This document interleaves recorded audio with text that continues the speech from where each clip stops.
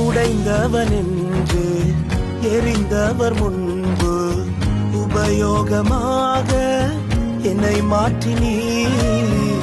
உந்தனின் அன்பு உருவாக்கும் என்று என்னையும் நிறுத்தி விளங்க செய்தி. கிருபையை ருசித்து பாட வைத்து இந்த தயவை ருசித்து துதிக்க வைத்து.